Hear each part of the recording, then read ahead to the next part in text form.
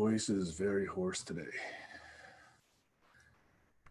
It may be a good time to let everyone else speak much more. I don't even know if this is being picked up. Hope it is. Anyway, I gotta let dog in.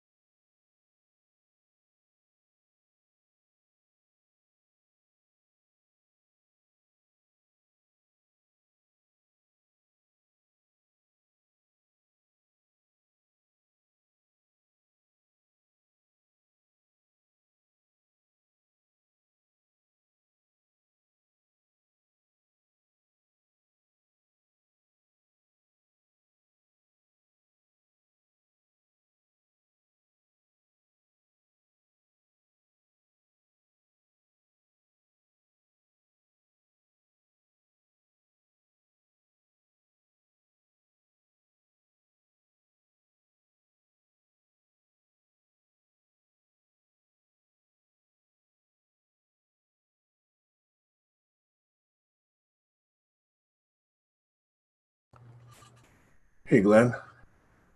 Hello. Are we the first two people? Looks like it. How you been? Yeah, I'm good. There's Stacy. Hey, Stace. Hello. I'm on the road on a bus, so you know it's. So you're traveling a lot lately because last week you were out and about as well, right?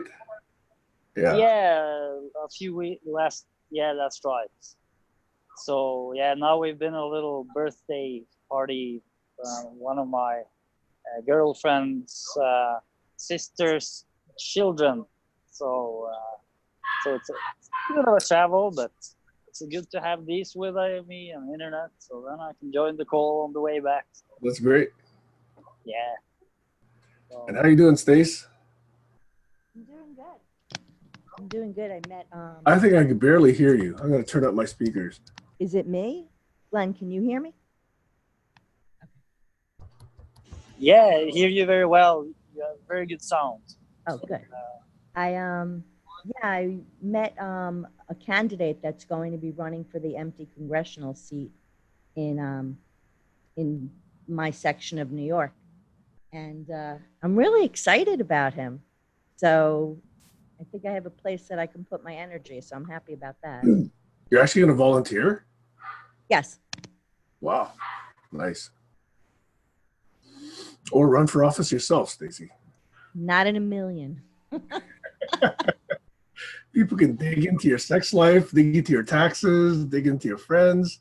You know, I think I've mentioned it that I'm the president of my condo association in Florida, which actually I'm stepping down. It's horrible. So if that's what it's like for, 42 families, I just can't imagine. You can be like a campaign advisor, Oh, I leading would from love, I behind. would love to strategize. Yeah, that's fun. Be a Stephen Miller. Do I have to? Enroll. Yeah. All right. Well, let's see. It's about 7 after. So let me just preface by saying I got 3 little memes or 3 little seeds of conversation that I thought I'd bring, but we can do an optional round of check-ins first if you guys like. Or was that it? That was my check-in. I'll do my check-in, and that is, for some reason, I have a very hoarse voice. I can barely speak. So if you can hear me, it probably is coming up across kind of rough. And I'm speaking kind of low, so I'm hoping my microphone still picks it up. So I actually don't know where this came from. I might have the pups a little bit. I didn't think I did, but I think it's just throat roughness. And what else? I gotta say, I was pretty happy with the session last week because we got, about 2 or 3 people came who never came before. And we got a lot of good discussion, so good that I actually regret it only being about 2.5 hours because some of those people have a lot more to say. So I'm just hoping they stay engaged from time to time. And then we got some people back that don't come back so frequently. So anyway, that was all pretty cool. And I'm still interested in feedback on what was discussed last week. So if any of you, Glenn, were you there? I think you were there. Yeah. But Stacy, yeah, you were there as well. I wasn't there, but I have seen most of it. Oh, you did? Okay. All right. So anyway, let me just finish my check-in by saying I was curious to get people's feedback on that session. Number 2 was I thought it'd be fun to spend some time or the entire session on smart people problems. Okay. And number 3, I thought it might be fun to spend some time or spend another entire session on the whole range from indifference and non-engagement all the way into deep grokking. So I thought that was actually something that I might find useful because it was also referenced in something Peter Jones posted this morning. So anyway, that's my check-in. Okay, out. I can do a little check-in. Can you hear me okay? Because I wrote down a few things based on. I wasn't there last week because I couldn't. I had a retreat weekend, but I did watch it for most of it and saw interesting themes. Hello, Alex. So I thought maybe I'll just hello. I think I'll just mention a few ideas that I wrote down that came to me. at the beginning, I remember it was Jaswinder and Sam you were speaking, and Jaswinder mentioned, um, well, he mentioned a little bit about the conversations, the form of conversation that had been popular in the GCC, I guess, where sometimes there can be more like a monologue that can last for a little while with many points, and I guess that sort of hangs in the air that aren't necessarily all followed through. And so he raised this question about, as I understood it, a form of conversation where we can follow through on a few of the threads. So that's also a theme that's come up. And Neil Davidson, it was great to see him showing up. He was speaking about many things. He mentioned that there's a need for a space to be held for ecological grief as well as something new to emerge. So this was a big idea.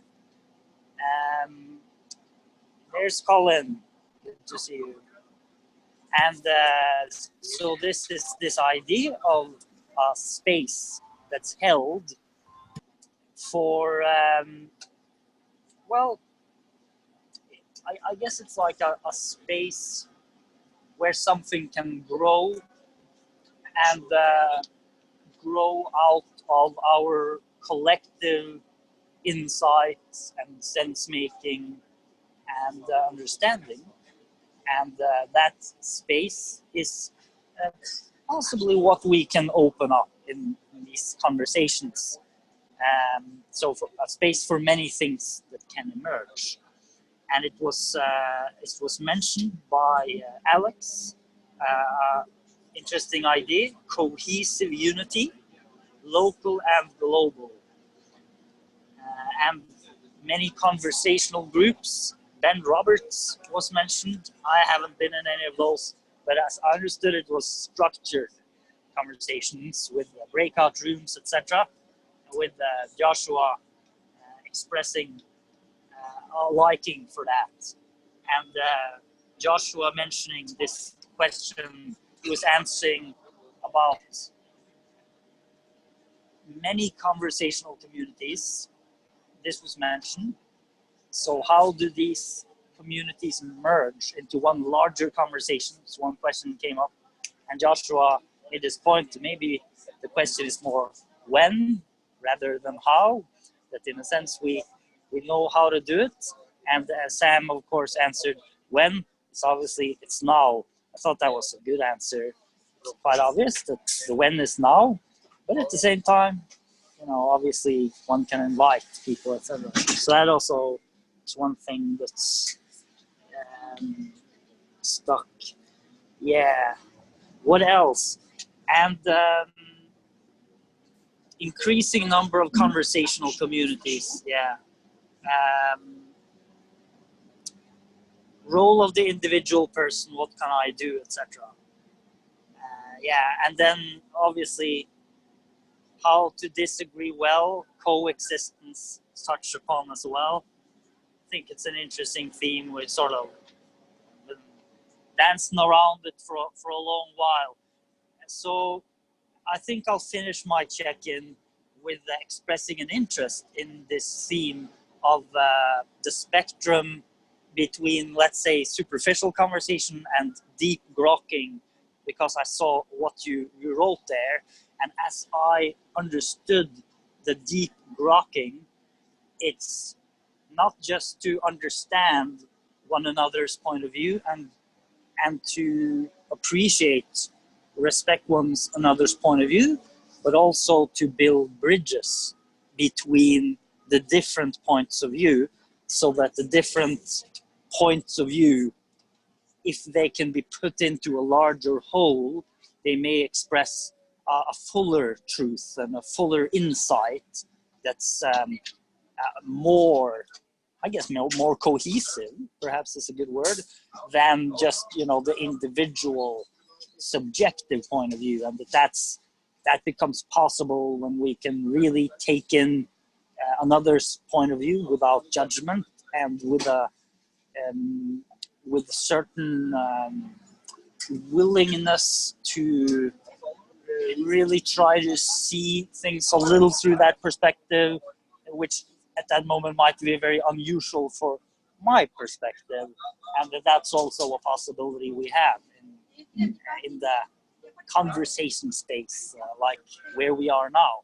So that this is a place, let's say, these meetings where this deep grokking is a possibility, and it's perhaps a possibility also over time, that through many conversations we might move slowly towards it as well, that there's this more gradual connection of different worldviews, and that interests me personally a great deal, that it's not just what happens in one session, but also between the sessions, and the contemplation and the wondering and the reflections that happen in between. And then over a longer time, is there a sort of evolution of a new understanding that emerges naturally from simply showing up to these meetings? And I think the answer is yes. Of course, there's many. That was a few things that was on my mind, and I also really enjoyed watching the session from last week. I haven't watched all of it, but I watched most of it. So, yeah. Thank you, Glenn. Hey, the reason I was looking over my shoulder is there's a lot of noise coming from the puppy room. So if I have to dash suddenly, please understand that would be the reason, okay? And then secondly, I know that we're checking in here, but since you were talking a lot and recapping your extractions from the session last week, I was curious if you had any thoughts on the process I went through to actually look at the poll results, look at what was voted on, how I tried to reconfigure, the ideas and how to connect them in some way, and what I eventually ended up with. So clearly it's very personal from my perspective, but I was just curious to see how you might have seen that process and what else you might want to add to that process. And I would actually ask that of everybody here, okay? So not just you, Glenn, but since you were speaking, I thought it'd be good to hear your perspective on that, since you did watch that. Okay, I'll try to be fairly brief about that. I found it interesting that the top choice was co-visioning, which you also, Sam, several times mentioned. You also wrote that as your top sort of number one point when you made that list that I sort of had an analysis at the time later. And it also came to mind when Joshua had written a post earlier where he'd asked for different roles that people would like. Then research and development was the most popular one. So I found that interesting. What is the connection between co-visioning and research and development? And both of that sort of ties in with this view of that what we're doing in a sense is a kind of it's a sense-making process, which is a sort of research. Let's put it like this: we can see it as a research and development into the field of the possible. It's an interesting way of looking at it. That we might. Colin has a good expression he's used before: Imagineer. That in a sense we might be Imagineers. So I think that was really. I just found it very interesting that co-visioning came up on top, because I also felt it's very essential to this. At the same time, I'm sure people mean different things with these words. So Of course, the data is somewhat vague just from the poll, but at least like it's a point of departure to get a conversation going. So yeah, it's really the main things that came to my mind with that. Okay. Thanks, Glenn. I'll ask you more later. But Stacy, Alex, would you guys like to voice yourselves? Or Colin, since Colin is here but not here. Go ahead, Alex.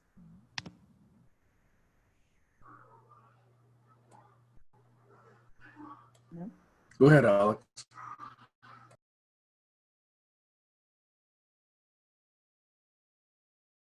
We can't hear you. Alex, do you have a microphone on? The puppies are screaming. Hang on one second. Meanwhile, Alex, let's see if we can get to hear you.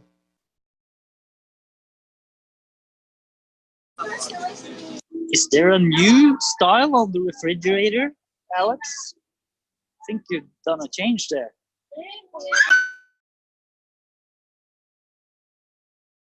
I don't think his microphone is working.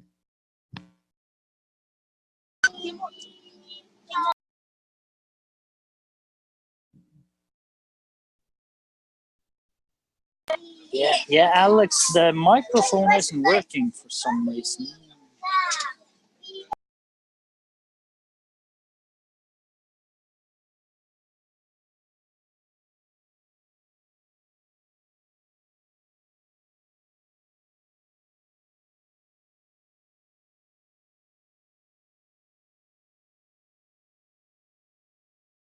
Okay, well, while Alex is trying to figure out his microphone, he hasn't gotten it started.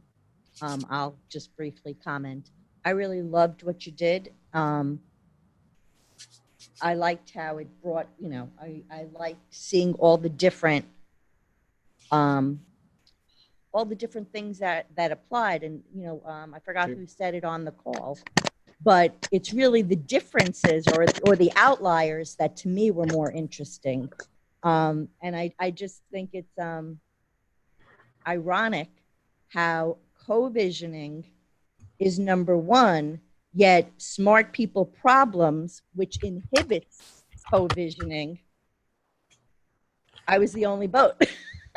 And I just think that it's very typical, though, for a group or an individual to not want to look at, their own challenges. So that's all I have to say. But I would also follow up either now or later with you, Stacy, in getting your reaction to the flow of the way the diagrams emerged for me. And in particular, the very last one where I was kind of telling the story from left to right. So I'm very curious about everyone's reaction to that diagram, okay, as well as the process. Anyway, you can think about that and then come back later if you like. Alex, did you fix your mic problem? Yeah, test 1, 2. Okay, yeah, Yep. we can hear that. So just for future reference, what was the fix, Alex? A USB extension cable connection. Okay. On the floor, a bit of dust on that. Okay, good to know. All right. All right, you're on. Yes, I stayed up late, and so I'm pretty tired, and I won't have much to contribute. But as far as something about those diagrams struck me as being useful, and that was the ability to sit there, look at all the words on the diagram and the clusters and how they are arranged, and process that, mull over it in your mind, in your conscience. Think about, is that what's happening and where's it moving? What could be improved? What should be left alone? What's evolving and doesn't need improvement? There's something right happening. So you don't have to improve something that's already correct. Don't try and fix it if it's not broken. That sort of thing. Anyway, yes, very good. I'm looking forward to contributing more thoughts and perspective on that. I'll just sit back for a while and thank you. Over. Sam, quick question. Would it be possible to put that in the chat? Just to have it with this? And I can't hear you. You're muted. Put what in the chat? The diagram.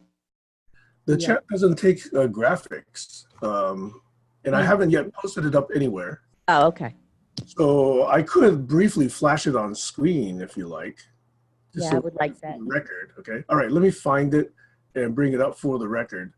And then Alex, but all three of you, all four of you, actually, let's see, Josh is there and Colin are there. But the three of you who have spoken, I really do appreciate that feedback. And so in particular, what happened in my mind as I was going through that was just trying to take that entire set of things and kind of play around with it until it made sense to me, okay? And it's clearly a very personal process. I don't say that any of you would have come up with what I came up with on that, but I just wanted to give you that process as well as the final result to sort of say, hey, did the process result in some kind of a reasonable progression had you done the same thing? Or would you have actually done something a bit different with those poll results? That's really where I'm very, very curious. If you were to take those poll results, not having seen what I did, what would you have done to try and make sense out of what those poll results were saying? That's, to me, underlying this whole very specific endeavor. Over. Okay, so anyway, that's my meta question, but I want to at least welcome Josh and Colin in case you guys want to optionally check in as well.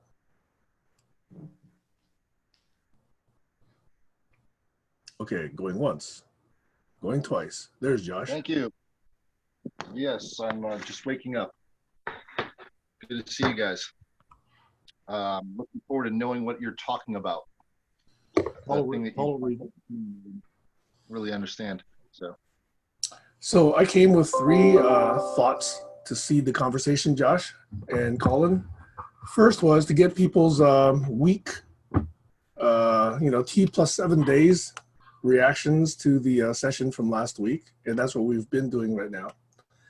The second thing was to see if people wanted to talk about smart people problems.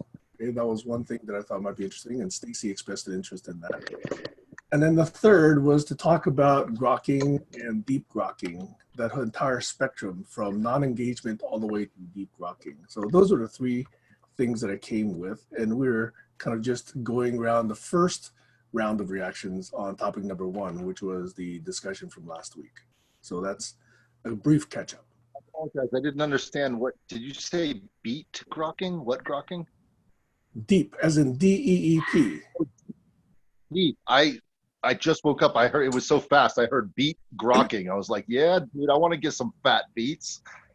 But deep grokking. Okay, deep grokking. Got it. Thank you.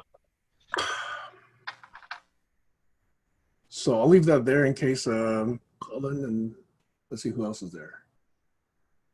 Somebody. Let's call in again. Okay, all right. The deep grokking group, the great grokking group is the GGG. So that's interesting. It's a possible new name then, the GGG, the Great Grokking Group. Well, I'll follow that up with one, which is it takes, for me, a concerted, intense effort to really do deep grokking, because most of the time we're not there. And that, to me, is something I still have to train myself to do. Because so much of what we're trying to do in what we consider personal growth is to understand our values, our mission, our purpose, our objectives, our, tasking, et cetera, our everything, right? So to put that aside and understand someone else's values, mission, objectives, blah, blah, blah, okay? And then to take what they say and be curious how it maps to their values, blah, blah, blah. And then to try and co-create something that makes sense out of both. That to me is a lot of leading in. It's not just cursory, oh, hey, how are you? Kind of water cooler conversation, It's really leading in to really understand the nuances, and there are always nuances. And the question to me is always, is it relevant to understand the differences or is it not? It's, to me, not an obvious question. So anyway, that to me is difficult, to always be in deep grokking. I don't even know if always in deep grokking is a good thing. I'm still not clear about that. I think it's kind of important that we not always be in deep grokking. Otherwise, we wouldn't actually be getting much else done. But some people believe that, you know, the deep grokking is all there is to do. So that's an intense question right there for me. Over. I was curious, Sam, if you could maybe say what you think of here as the smart people problems that you were most concerned about, and maybe that is what prevents deep grokking. Another thing I was wondering was, Is that connection? yeah, I was also wondering about what you just said, if you would agree at least that to really understand the other people's point of view is at least always valuable, even if perhaps we don't. I mean, there's many ways of doing it. Do you want me to answer that now, or shall we finish on the check-ins? Yeah, I was just wondering. Yeah, just throwing that out. Colin, did you want to go in, or should I answer that now? No, go ahead. By all means. I'll give you an extreme example. Okay. If we're in a neighborhood and a house is on fire and the roof is burning, okay, I don't need to know whether you're a Protestant or a Muslim or a Methodist or a Jew or a Christian or whatever. If I say, hey, the bathroom, okay, that's where the kids are hiding, okay, and we all go in there and try and grab the kids. To me, we don't need to deep grok in that case. There's an action that needs to be done. And if we don't do it and we instead go into deep grokking about what does it really mean? Are the kids going to go to heaven? Are they going to go to hell? Are they actually in, you know, some kind of a timeout? You know, what happened? If we go into that discussion, then I would venture to say that most of us would agree we didn't do the right thing. So to me, there's that sense of urgency and that notion that enough alignment allows proper action. And that's really the key, is to when, you know, when there is a disagreement, to understand, is it relevant or is it not relevant? That's an extreme example, however, but just to illustrate a point. So a point being, if people come here to GCC and they don't understand what we're doing and they bounce out, and yet we're in this deep grokking, you know, let's allow people's feelings and let's, you know, figure out what's really blocking us, and we stay there, then my question is, are we doing a service to the people that come, are curious, and yet still bounce out? Maybe, maybe not, right? I'm still not clear on that. And we as a group, I believe, are not really clear on that. So that's my initial response to your question there, okay? Over.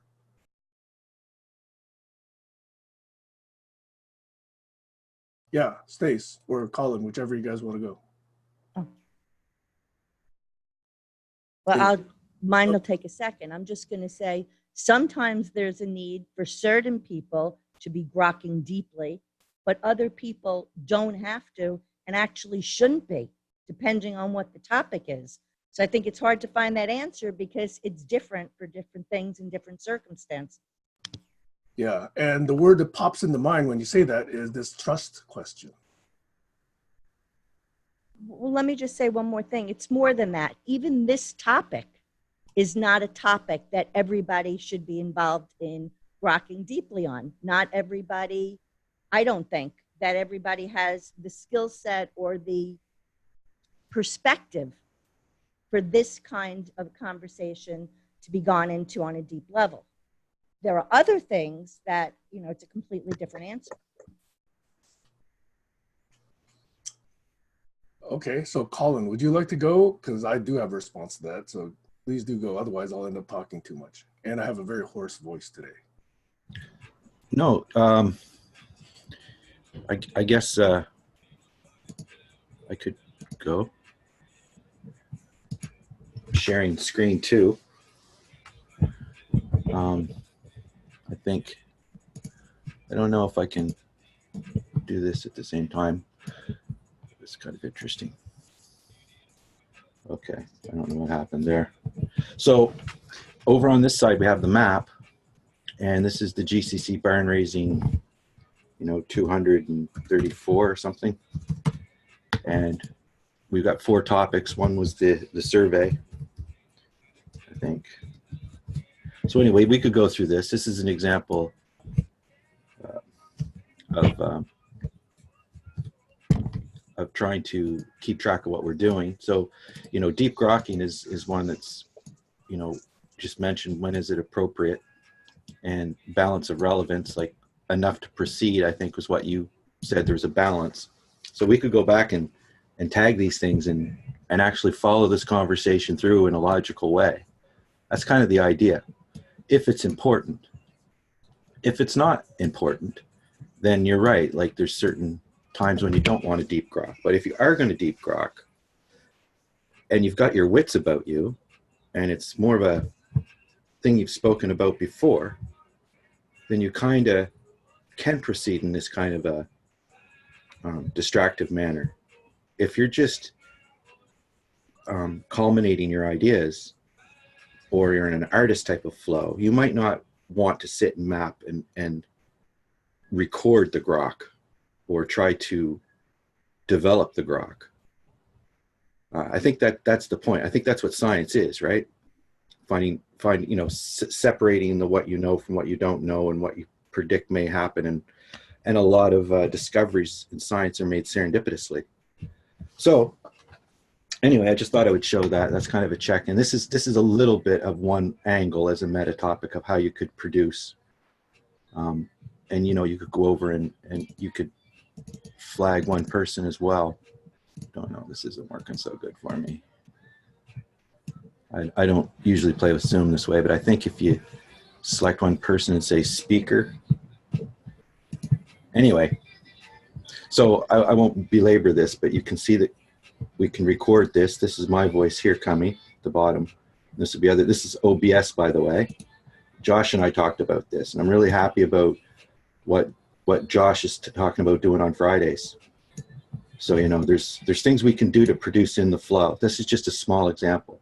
Of course, this could be a developed application where everybody has a keypad into what's happening here. That's the point. And who's speaking next. And, we can also vote on what topics were most important. And then there's the relevance level of, what mode we're in. Are we doing SDGs, or are we doing local? Are we concentrating on a deep dive? The deep dives were, if not natural, they could be intimidating. And I think it was interesting for people to get that opportunity to speak. There's a lot of learning going on here as well. So for people to learn to present. So I think that's a pretty scattered check-in. It was interesting to go through the last few weeks with unblocking, trying to think about, who do I think is actually agreeing with me, and also not miscommunicating with me enough that what I predict is going to happen, or what I expect to happen, is actually going to happen. So that's a matter of planning and project building in an area like this, dealing with meta topics, on trying to get people to agree about things that are like trying to agree on the word, should we agree? What should we call agree? And then on the other end of the spectrum, you have really serious world problems that, as Sam said, we're kind of privileged to sit here and bicker about the semantics when we should be beyond this enough to know what tools we can use to get beyond the semantics. Unfortunately, the thing that keeps coming back for me is that conversations are circular and shortcuts are made when you don't deep grok the things that need to be deep grokked. So it's the way to find a way to do that, navigate it, come back to it. It's as simple as that. And it's more complicated than you could imagine. So it takes interactivity. Interactivity is disruptive, and a lot of people, I shouldn't say a lot of people, I say depending on what format you're in, when you're discussing these things, people would expect not to be interrupted in certain ways. And this is definitely one of those chances to, you know, if this was popular, if Josh liked it, other people liked it, you know, I think this is something that could be developed to accompany a investigation of something. It doesn't have to be on the screen the full time. And, you know, right now I just have 2 panels. So, but anyway, that's kind of a bit of an idea, and why I call it trail building thought things. If anybody's got any comments on that, that's great. We could even fill it out and continue on. So I'll stop sharing now. Oops. Which screen? Yeah, we got production problems. Please stand by. Anybody can take over there if they want to. The video feed was reversed on the screen after it went through your system and then back out again. Where? Stop share right here. There we go. I didn't quite get that, Alex. Anyway, I had the mirror effect on my screen, but it was reversed on Colin's screen somehow. His feedback loop undid it. anyway, Joshua, you have your hand up. Yeah, just while we're on the topic of smart people problems,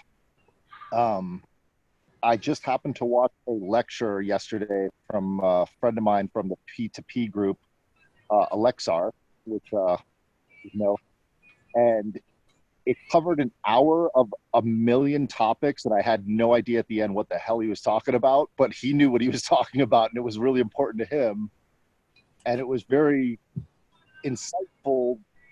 And how can I say this without sounding like now I'm talking like a smart problem? It's almost like you have 1,000 things you want to say about the OBS software and how amazing it is and what we could use it for, but there's just too much to cover in 15 minutes. That's the way I felt about Alexar's presentation, is he had about a 10-hour conversation he wanted to have in a 1-hour talk at a Drupal convention in Australia. So I feel like one of the smart people problems is knowing how to take the amount of information, knowing who your audience is, and condensing it in a way that people can grasp.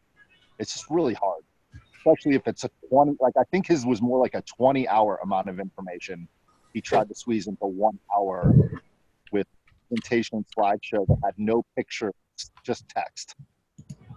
So how we communicate really intelligent things, which is why I'm such a big fan of Richard Feynman, who invented the Feynman technique for just exactly that purpose. So I just was curious if we could go around the room and talk about how individually we communicate these really intelligent, smart ideas that, you know, are the consolidation of maybe 10 or 12 books that we read and maybe another 5 years of experience, and condense that into a 5-minute, or right now a 2-minute talk.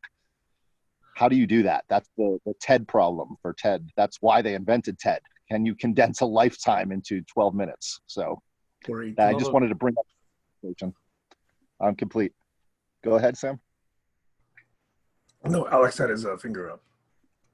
I was going to add something about that, what Josh said, because a lot of people on these sessions live busy lives. You know, they've got work to do as well as Facebook, and when we do get time to do something, it's usually not creating web pages. But those of us who do get involved in that sort of shit are actually creating something without even realizing it, because every page we create is part of this web. The AI is looking at it, and it's all getting recorded in the AI brain, in the machine learning. So every link, every friend you have, every wish, your dreams, your ambitions, and this sort of thing is all recorded there. And so when you search for groups with things in common to you, you'll find these people. And if they haven't got the data out there, you won't find them.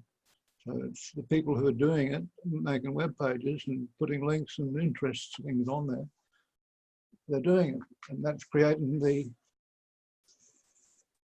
the nuance web. It's the deep web coming to the surface. Somehow we've learned how to link them all together with the AI Python language and a database and let everybody say, hey, look, we all suddenly appeared in one group. Over. Yeah, thanks, Alex. Josh, I wanted to go back to another point that you made, which is that this super smart guy had 10 or 20 hours worth of material just to deliver, okay? And my sense of that is that's him in a broadcast mode. Imagine what would happen if even just 6 or 7 of us were interactive and trying to really understand. So we're trying to deep rock. So certain points need follow-up questions. So he's going to take some time to answer those. So that's going to be, you know, even more time needed for us to get that understanding. Either that or we're going to be lost by the time it gets to hour 2 or hour 9 or hour 18, right? And then imagine that multiplied by the number of people in the audience, right? Probably not delivering it just to you one-on-one. He's probably delivering it to the entire world. So to me, your point about how do you package this so you know who the audience is and what's really germane to get across and what's irrelevant at this point, you know, maybe you could save it till the next conversation.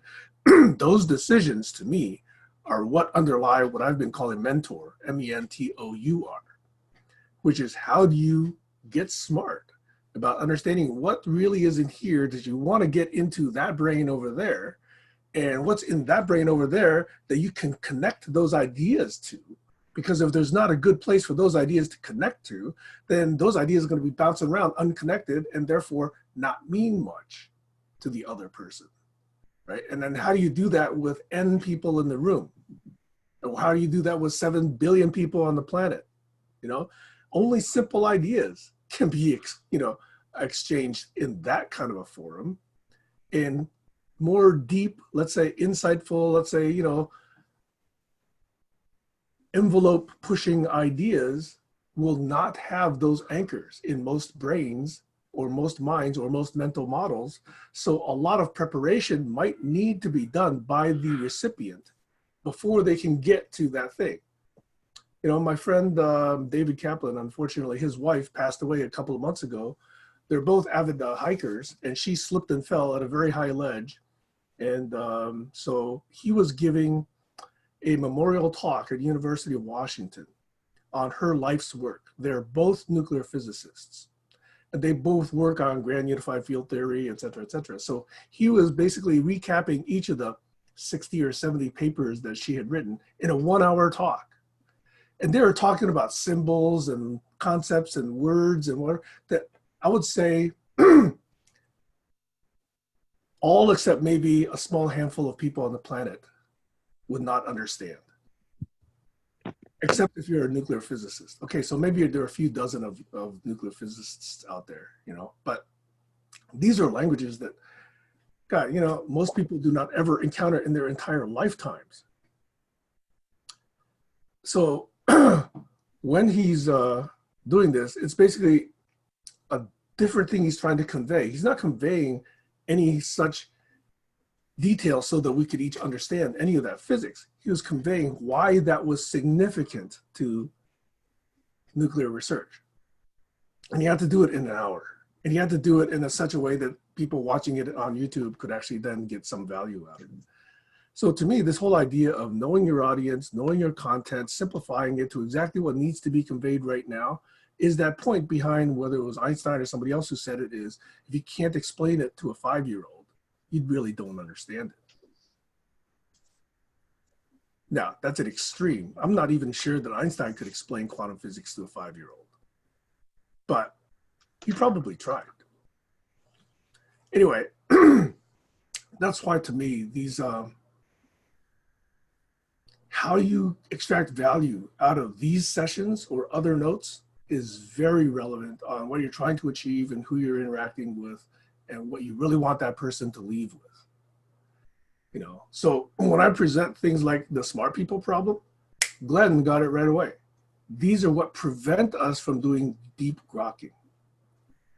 When I present deep grokking, The whole point is, do we stay superficial and do we prepare our responses as we hear things? And do we just, send along the very first thing that, our free association mind model, gives us?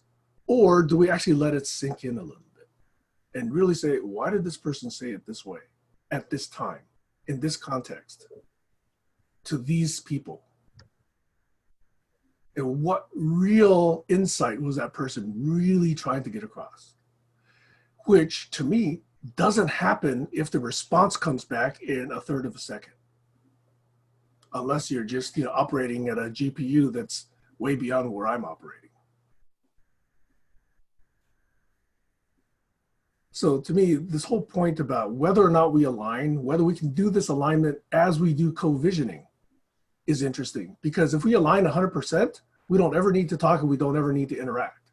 I'm not sure that's the best thing either. So I think there's a richness of dynamic alignment and dynamic phase shift, perhaps, or frequency shift that is still very, very crucial. That's what I'm trying to understand. Over.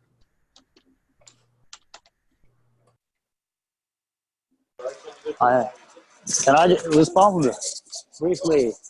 I'm kind of walking and talking. Sometimes that works too. And there's many things, obviously, that I could touch upon. But I would just to keep it simple, first I wanted to share, I just wanted now to share at least one thought. I think it's not just a thought, it's an observation from all my experience, and that is that in normal day-to-day life, there's hardly any situations where deep grokking happens by itself, because in most situations we're expected to do something specific. So I guess you could compare it to applied research compared to fundamental research, with the point being that if you want to have fundamental research, you really have to stake out that space without knowing any specific things to expect. And I guess this is one of the things with deep grokking, that if we don't deliberately create a space for it, it's probably never going to be any space for it, because daily life doesn't provide that space. So we have to deliberately create a space where we have enough space, enough time, enough patience to be able to get out of this superficial mold, which in most situations one is in. So that's idea number one. And idea number two, which I think relates to this, is the next point which you just mentioned, that so how can you condense what's most important? Because even if you create space, it's not unlimited space. So you want to keep it relevant. So could it perhaps be that we're looking for what is the most important thing that person wants to share, like what's most important for them, like truly most important for them, and then maybe this is mentor comes in this, is there a way to then learn to express for each person what's most important to them in a way that others can more easily relate to. So on the one hand, there seems to be a need to create the space for deep grokking deliberately. And on the other hand, there seems to be a need for the people who come to that space to both be able to listen with an open mind to others and be able to present their own core interest in a way that's understandable to others. So those seem to be the two essential skills. To say it simple, we need to be able to speak and we need to be able to listen. And we need to have the space. So yeah, I'll leave it there. Thanks. I think we're pushing on this nicely. Stacy. I just forgot what I was going to, oh, I think that, and this only applies to the issue of human behavior. When it comes to human behavior, I'm not sure if we always need to understand why somebody's saying something, if we have a process in place that would make that unnecessary. And what I mean by that is two things. One is being clear on what the goal is for both parties, the listener and the speaker. But more importantly, that's where I just lost my train. Oh, if we already had the culture built in, for example, that the goal was if you find something wrong with something that, a plan or an idea that somebody has, to your mind, it's wrong. If you don't have another suggestion to be able to say, well, what would happen if you did this? And not to say that there's only one way to do it. And I think that's part of the problem. And I think it is a smart person problem that there's only one right way.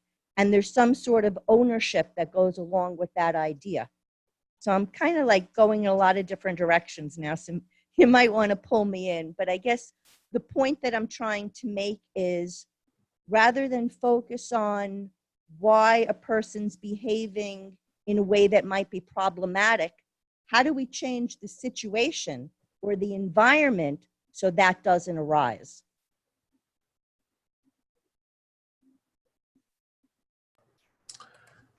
So this is a hell of an interesting question, because to me, I'm going to bring up something which sounds very un-GCC right now.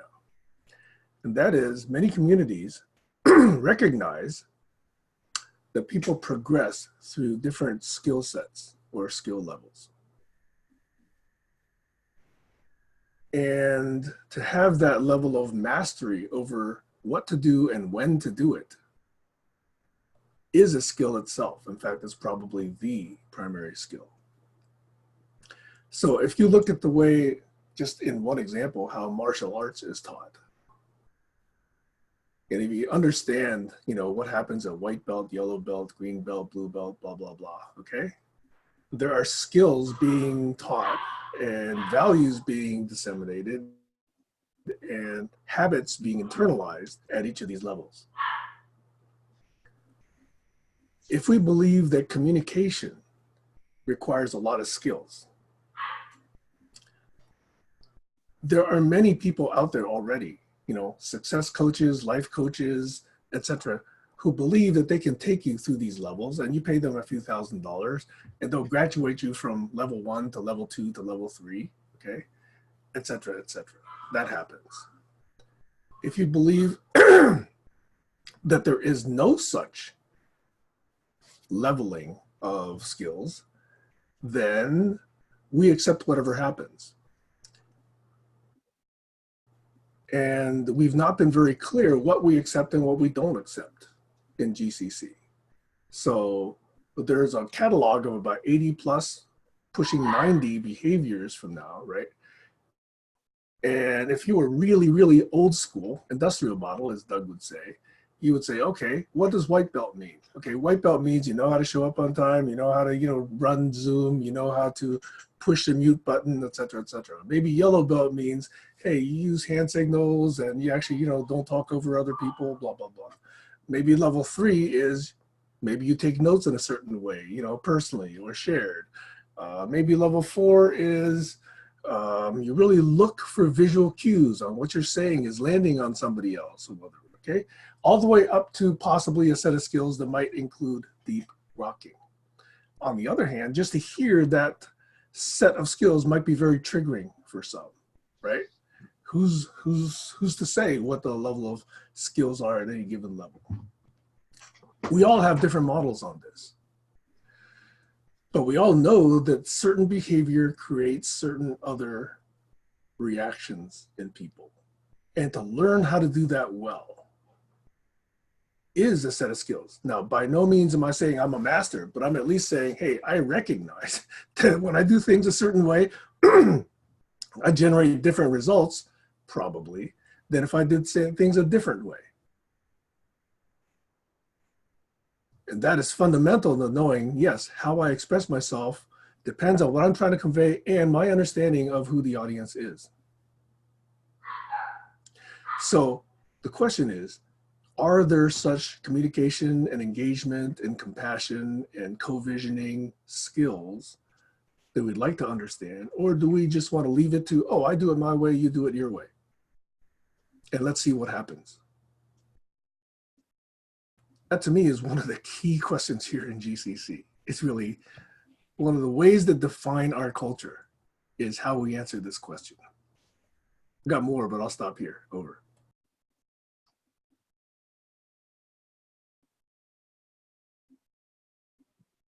What if that is one of those skills? I do it my way, you do it your way. Whatever happens, happens. Each responsible for ourselves only. Maybe that's a skill, part of it. Just came to me. Thanks for riffing on that. And I'm going to jump in out of order, perhaps, but there's a deep learning, I think, somewhere that says you got to learn the rules, quote unquote. I know that's a triggering word, before you can break the rules. By learning the rules, you're actually learning why the rule exists in the first place, as well as how to do it properly. And then you know when to make the exception. But to just say, I'm going to do what I want, basically tosses out all the value that people put into what that rule was trying to accomplish. Josh. Yeah, I'm just going to slow it down for a second. And we're talking about playing this. This is how I'm hearing this, is we're talking about playing the same game or a different game. So if you want to play a game with me, you got to learn the rules of the game that I'm playing, not necessarily my rules. I might not have made up the game. It's not my game. But if you're playing with me, you got to play under these rules. Or to the other extent, which you just said, Glenn, if everyone does it on their own, then everyone is playing a different game. And that's where it gets confusing. Are we still playing the same game? I'm playing freeze tag. Well, you're playing freeze tag, but we have different rules and you're playing it your way. You're playing it. So I think that's really what it comes down to, is everyone can play, but we might not all be playing together. So defining the together is where I think we've been stuck for 2 years. It's just defining, are we all playing together? No, you do whatever you want. Open up your own Zoom call, do whatever. Okay, cool. Well, all right. Well, it's going to be very different. It might not be recorded. Wait, that's the rule. The rule is you have to record it. That's your rule. That's not my rule. So yeah, it's pretty obvious. To me, it's just a simple thing of playing together.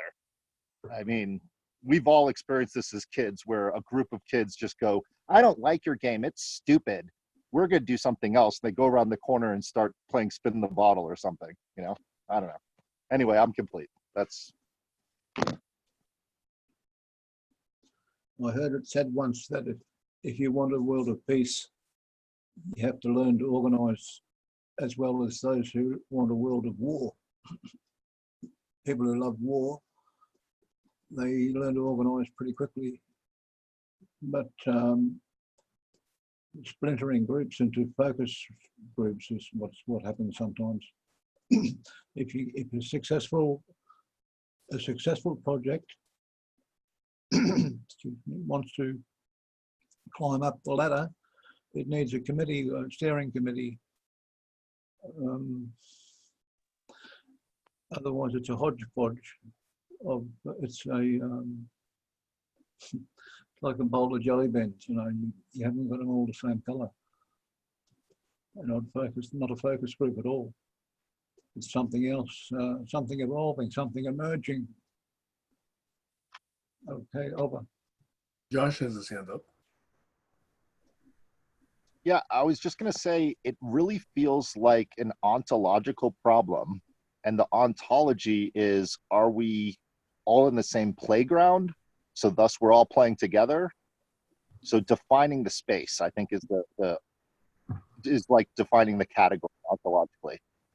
That's what I see happening is, okay, we're all in the same playground, so we are actually all playing together, even though we're all playing different games. So the definition of the space, is it a playground? If you step out of the fence, are you now in a different game? And then the question that we've been asking for 2 years, or I think it's been about a year, where is the fence, and how do we know if we want someone to get out of the playground? Where do we put them? And where's the line of the fence, and how do we put them outside of the playground? So I think we've had many, many, many, many talks about this, about defining the space. And I think that's what would answer the question of how do we invite people to join the playground? We just have to define where the playground is. So defining space, I think, is a really important, and defining time. When we talk about smart people problems, how much time does everybody have to talk? Right now, I don't know if I could go on a rant for 20 minutes, I'm sure. I don't think that would be fair to everyone if I didn't ask them, hey, you guys, is it okay if I go on a rant? If I just went and did that, is that part of this barn raising game? Is that okay? Is that so? Defining things to help each other. I don't even want to use the word love, but appreciate, respect, time, and attention is the need for, I think, for smart people problems. I've worked with a lot of smart people, and I enjoy working with them just as much as I do with really stupid, dumb people, because if they're both coming from good intentions and good hearts, I don't care how intelligent their CPU is. I care what they're bringing to me in my time and attention. With that, I'm complete. Can I just add to Josh's analogy real quick and say that I think it's also important to define the space inside the playground. So there might be people that want to come to the playground and only play on the swings. That's their passion. They love the swings. Why not create that ability for somebody to come in and stay on the swings? You know, somebody else to go on the slide. Then there are other people that might want to come and go. And that's fine, because their passion is going to move them to where they're going to best serve anyway. I'm complete. I'd love to push on that metaphor myself. Yeah, Josh, you have something. I was just going to say real quick, Stacy brought up the perfect point, and it also solves the problem that you were asking is, we have a certain amount of people here at this moment, but how do we invite more people? And I think Stacy answered that by saying we build a slide with 7 or 8 or 9 slides that go down. So we know we can, just like a dinner table, how many place settings are there is how many people can sit down and eat. I just wanted to point that out. It's an obvious thing, but please go ahead and riff on the metaphor. Go ahead, Sam. Okay, so pushing on your metaphor, which I like, is in my mind, GCC, the larger GCC, has been this town square where anytime you feel like it, you go in there, you walk around, you see who's there, you chat, you know, you do the stroll after dinner before you go to bed, or, you know, after breakfast. What I see with these different threads is there's a group, and let's say I'm in this group, that wants to take a part of the town square and say, okay, we're gonna set up a playground over here, and we're gonna set up a slide, and we're gonna set up some swings, and we're gonna do whatever. And let's see if that's okay with the rest of the people walking around. Maybe they bump into it and they get hit by somebody in a swing, you know? So let's be a little bit careful. So let's plant a few trees maybe at the periphery so the people can say, hey, you know, it's beyond the tree. And you know, maybe I'd take a right turn here versus go straight ahead and get smacked by the person swinging. So those trees take time to grow. And so they're not yet really blocking people from accidentally wandering into the playground. And as we do, we're trying to still build the slide, the swings, you know, the climbing structure, the bathroom, put a bunch of, you know, wood chips on the ground, et cetera, et cetera. We're trying to do all that. And at the same time say, hey, am I taking up too much space in the town square? Or am I taking up not enough space in the town square? You know, do I want to put signs somewhere else in the town square saying, hey, playground is over there? Or it's only open during certain hours. So I do think that this metaphor is useful in that it gets people to understand, yes, we're trying to set up a different area. And maybe even not in the town square. Maybe it's adjacent to the town square. It's on the next block. You have to cross a street in order to get there. Okay? So all these metaphors are useful, I think, taken the right way. So I think that is what we're doing here. We're trying to build something. We're trying to figure out what to build. And we're trying to do it in such a way that it does not disturb the people who just want to stroll around the town square. And at the same time, we have to start with the wood chips, you know, and the climbing structure, but we know eventually we want to build more. But until we can, you know, communicate with each other and settle certain things and have a group memory about these you know, goals that we're trying to get to, and, you know, agreements that we've made, I use that word again, moms or momas that we make, momos, or what was the other word? Mutual understandings. We're still going to be clashing with each other. Oh, I thought you said we're going to put it over here. No, we said last week we were going to put it over there. Oh, but you weren't here last week, and blah, blah, blah, blah, blah, blah. Okay. And that's why group memory is so important. And I went through 20, 30 years thinking it was obvious. I'm just astonished that group memory as a shared artifact isn't as obvious and appreciated as it is to me. Maybe I've just been doing this a little bit too biased and a little bit too ivory tower. Is that the case?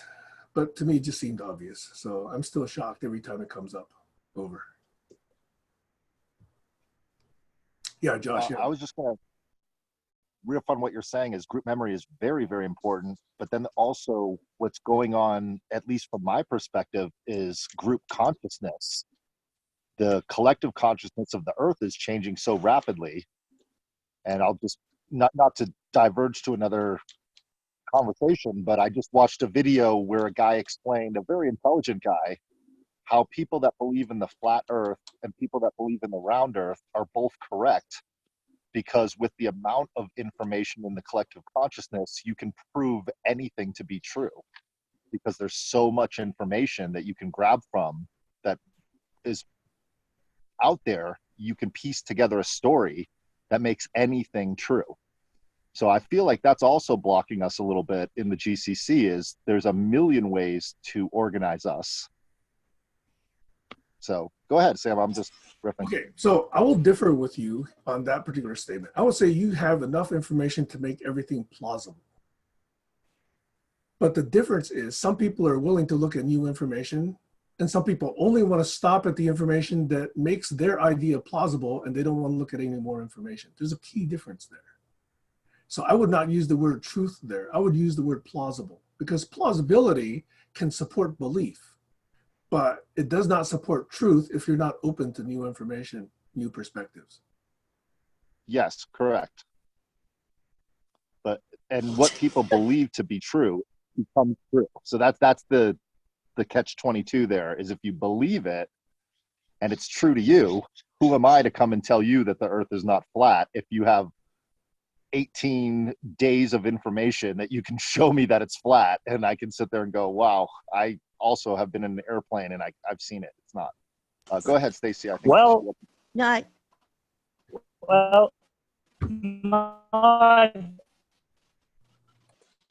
sorry. Stacy, did you? yeah, I just wanted to suggest that sometimes it's not necessary. I mean, I think part of the problem is we try to convince people that they're wrong when it may not be necessary to achieving what we want to achieve. For example, when I come across climate change deniers, I don't talk about whether it's man-made or if it's not. I talk about the health effects of the air. I talk about things like, well, regardless of whether you believe it's true, why wouldn't you want to take the same actions or support the same actions anyway?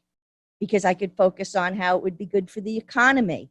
You know, it's like we try to convince people that have different perspectives than us using our perspectives. And what worked to get us to believe a certain way is not what's at play with the people that don't think as we do.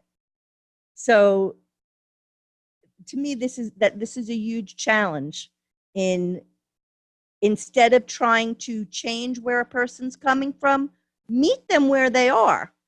Just, go in the same direction, address their needs, not what would have been ours. Yeah, that so many points to riff on here. But I mean, isn't there also something about, yes, someone can have a story of whether the earth is flat or not, but a genuinely honest person will very quickly understand that it's round, because that's the truth. So a person who claims that they believe the earth is flat is not a person that I would spend time in conversation with, because they don't seem interested in the truth beyond their subjective truth. So that's one side of the issue, that yes, there is a subjective experience, but some people only see that, and some people question that and want to find out real truths. To the question of whether the earth is flat or not, there's actually an answer to that question, and the answer is that the earth is a ball. And that can be proved, and it cannot be proved that it's flat, because that's just nonsense.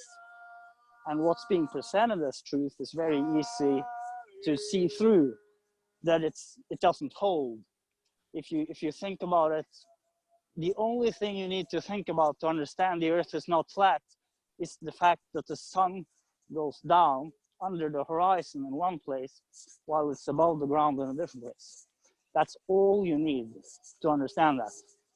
But sorry, I got a little bit carried away, because what I really wanted to say was to follow up about this question of the town square and the different places in the town square. So if we have the GCC, let's say, it's a town square, and we have, let's say, 10 people who are regulars, who often show up, and all of those 10 people, they have, each of them have an interest that's really passionate. It's a great interest for them personally. And then it just happens to be the case that those interest areas are very closely connected. For example, it just happens to be the case that all of it has to do with growing a new understanding, and that this should have essentially global relevance, and that conversations are one of the tools to get there. So then perhaps from just the insight of that already, of what's in the room, we may already then know what the meeting points are. Because if we know what all the people are really interested in, then perhaps we know what are the shared interests. So what do you think about that? Is that a solution to this issue? So is this really not really an unsolvable problem? It's just that we need to figure out what are the people in this room really interested in? And does that actually solve this problem? That's my question.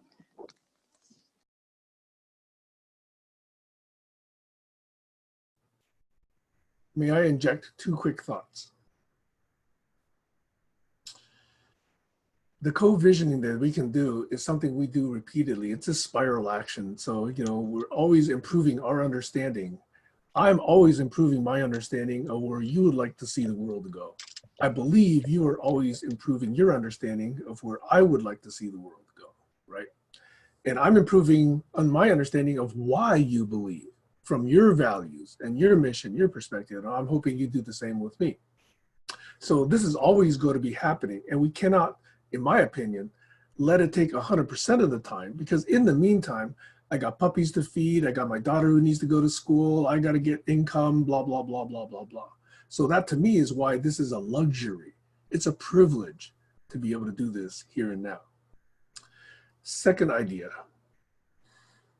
I'm like, Stacy, what was that idea? Oh, geez. Sorry, it'll come to me. Silos. Not.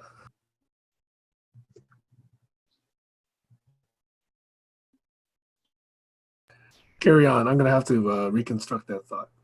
Glenn was talking about something important, and it struck me that when you're talking to friends in the community about what they think is important, if you bring that up in the conversation, you can lead that on to inviting them to the group, where they can bounce what they think is important off their friends and people who are like-minded, if you want, like in mind. Well, thank you, Alex.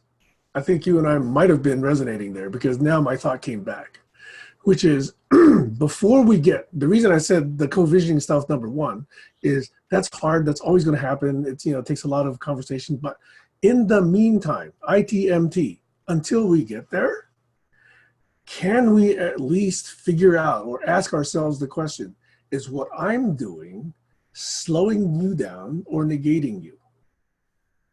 That to me is a valid question. If I'm not slowing you down or negating you, then I can even say, can I do something that amplifies what you do? Those are the first two questions I would ask in this very exploratory connection of tendrils that are really us reaching out to each other, okay? So to me, rather than having this big sun in the sky that we're all trying to, appreciate and describe and get to, in the meantime, on the ground here, we're still trying to say, am I doing something that's going to hurt your efforts? And oh, by the way, maybe I want to because I think you're doing evil, but I don't think that's the case here, really, okay? And ask that first. Are we negating efforts before we ask the question, can we amplify each other? That's the ground level exploration of what we can do to collaborate, in my opinion. That's the beginning of coexistence. Over.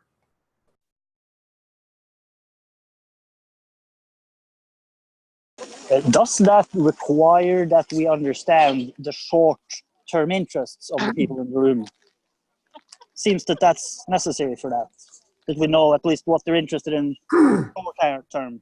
Yes, I think it does, to some degree. And the degree is to what level of skill we each have.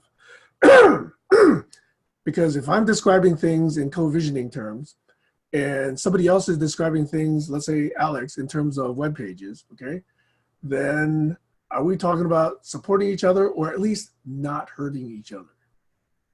Going back to the Dalai Lama, love each other, but at least don't hurt each other. Start with not hurting each other. Then eventually we can get to that, more fantastic love concept. But let's first stop the bleeding, stop the pain, stop hammering on each other's fingers. Over.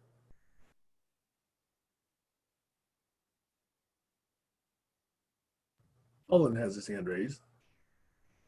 I was wondering if I was actually on camera. I raised my hand a few times. That was interesting. That was a good exercise for me not to get frustrated. But I'm really liking this conversation. And I find one of the problems is that we really agree and we have a lot of ways to do some quality active listening, but it's not being harvested very well, is my lament. And we end up repeating these things. We're also aligning with each other's personalities, getting to know each other. So there's a whole lot of team building stuff that's going on while we go through this process that I think we haven't mentioned. But if we get back to, in my mind, the main theme, what's coming out here is of having space and time, like Josh mentioned. So if we go to the map that's forming, we got the three things: survey, smart people problem, deep grokking. So we talked a little bit about survey. I think it's supposed to find our focus and view. I think it's the beginning of maybe some profile building, which Alex mentioned. If we could just profile build, and I think maybe Glenn was touching on that, then maybe we would have answers if we knew what each person was about, and then subsets of this could be like the behavioral survey, how you expect to interact. So we're going smart people problem, the space and time. And are we in a playground? Let me zoom in on this a little bit. Are we in a playground? And my word I wanted to add was garden. See, now I'm able to remember that. I never would have been able to remember that and put it in context without this map. I don't think. And then on top of that are boundaries and expectations, I guess, which was at that time. And then Sam come on and said it's a town square space, and we have to be very mindful of the maintenance of that town space, knowing where we are, perhaps building adapters like hedges and fences. And are we actually in the playground, or are we, at my backyard, or maybe we're in my house? What context are we in? So there's different levels of engagement in boundaries and that alignment. And Sam threw another thing out there just a second ago, which is until we get there, are we assisting or amplifying? And the risk here is to negate the person's negate the possibilities. Negate possibilities risks before you get a chance to amplify it. So we got the deep grokking. That deep grokking, I think that's a smart people problem. Do non-smart people deep grok? I don't know. It's a philosophical question. I guess it depends what the context is, and that's the whole point. I keep getting to the next level conversations where I think Stacy was mentioning she likes to use data. And okay, so I was having a conversation about, if we're going to grok and do something with these wicked problems, how are we going to actually do something about it? I think that's the goal, not just talk about it. That's just overprivileged, just to grok. That's the entertainment, team building part, as opposed to the, well, I'm going to commit to do an action of some sort. So correlations, I was just trying to make the simple point, and it was misinterpreted as me being a feminist. But all I said was, I think in the world when the rights of women are raised so that they can make their own decisions and become educated and these different things, not quotas that we need to have 50-50 women, men, which was what the confusion was. I wasn't talking about implementing anything. I was just talking, can we figure out the why, or a correlation that we know that it's an end goal? I like the SDGs, hunger is a problem. Women's rights and education, is that one of the main things that can lift the culture up? So it was so amazing that I was so caught up in just trying to backtrack to the fact that I'm not trying to implement anything. And the question was, well, why are you even concerned about it if you're not going to do anything about it? Why do you care about other people? Are you just wasting your time? And I've been coming up with hundreds of answers to that question. Well, 3 or 4. But I was stumped at first, why am I in other people's business? And I said, well, the one I came up with right away was they're asking for help, right? I'm not going to do something until they actually, on their own terms, their ground, say, look, as Croatians, we want help. So the United States comes and brings them missiles to, keep Putin and his off their, did Croatians ask the United States for help, or did the United States say, we want your oil, or we want whatever you got, and we're just going to come in and take over? What is the real game going on there? That is the world stage. The UN makes decisions of whether women's rights and education is going to be affected, not me. But if people come to my area and from foreigners or whatever, then I have a much better appreciation of their culture. So I think that's another great benefit that I came up with afterwards. And another thing is to have thought out what your standpoint is on bigotry and things like that, so that when people in your circles start to go in that direction, you can easily pull back instead of join in the crowd, because you've thought about it and you said, you know what, I'm not going to stand with that statement. You might sound funny, but You know, maybe at a comedy show or something, comedians have a lot of levity. But so it's these correlations, and the correlation that I came up with, like I couldn't even get the facts out. So, you know, is there a map like this that could help that conversation go from, you know, 20-minute painful back paddling to just what is there a correlation, and is it important to say there's a correlation instead of being interpreted as a feminist? So that's where some of these, you know, and is that an important thing to grok? Well, I'm not an expert on it. So I say, well, I've heard things like Hans Rosling and others, socioeconomics that have these really interesting talks on the internet.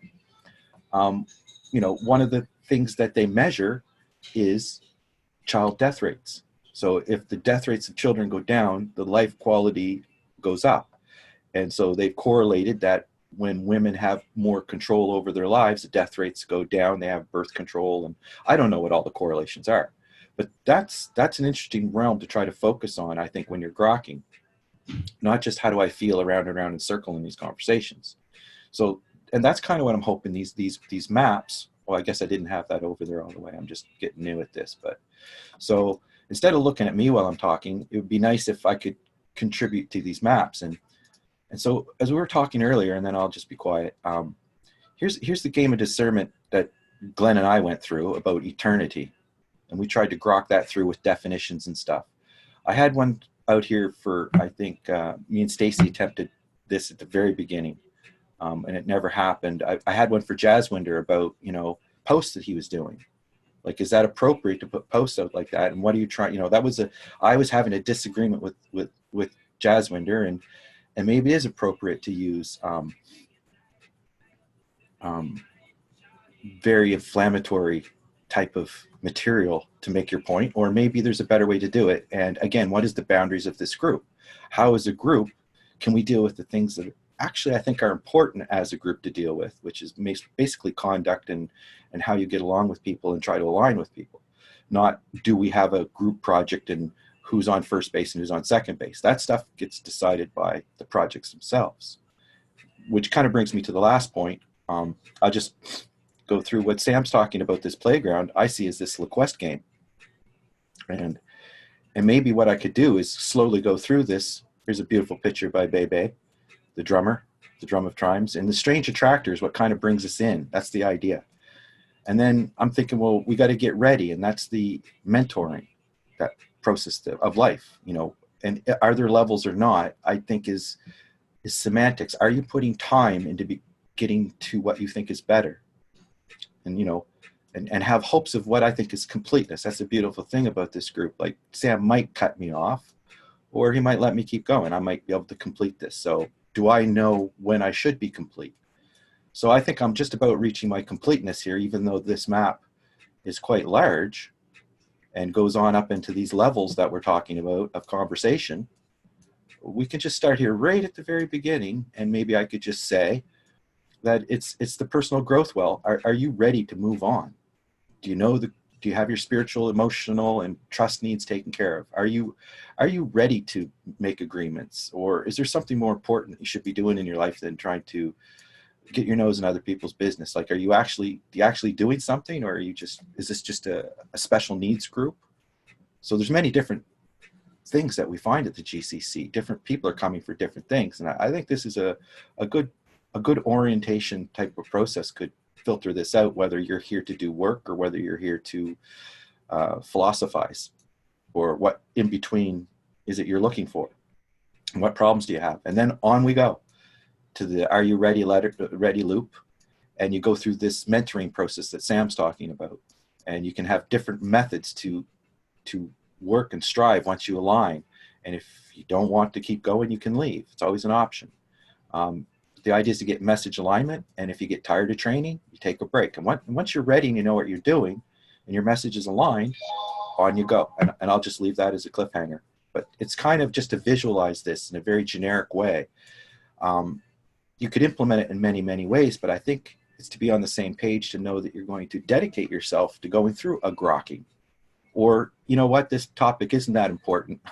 I'm not ready to invest in 5 or 6 nodes on the map here. Like how we got out to 3 nodes. Is it worth going farther? Is it worth harvesting and putting video here that links what each person said was important? Like, how are we going to move this forward? And is this the conversation, or is this just the practice to get on to better conversations? Because what impresses me is when people get on to actually getting onto the grokking and the do side of things. And that's the barn raising. So it's without this do and correlations and stop going in circles is what's, I guess, my block. And if you have to have a game of semantics, then you do. You know, what I could go on for a little longer, but that's the end of my TED Talk for today. Thank you. So Colin, I think that these maps serve quite well and giving you context on where these conversations are. I think that each of us tracks conversations differently. What I think would be really valuable is if we could actually do this equally well, interactively, in real time, and also asynchronously. I know that part of my frustration with your maps is that I can't do anything to edit them. So I have to talk to you to make any changes. And that to me slows me down. If we could actually... Well, just to speak on that, because that is, you're right. They're in demo mode. They're not even ready for, we haven't agreed for to 2 edit years, them. they really haven't. I know. It's a conundrum. It is. And there's a lot of things that have been like that. So it's not about, I'm not alone. I'm just giving you my block, okay? And saying I would be there interacting on those maps if we were able to co-share and co-create. Okay? And I know that there are other people who have tried that as well. So they're really valuable for you. They're still valuable to others as a way to get started and, you know, to see how you've viewed these conversations and how they've mapped. Just like, you know, my outlines are the way I view the past conversations, and my diagrams are how I view these poll results, et cetera, et cetera. What, you know, DKR has been that Doug Engelbart really wanted to co-create was how do we do this together? That's really the question, okay?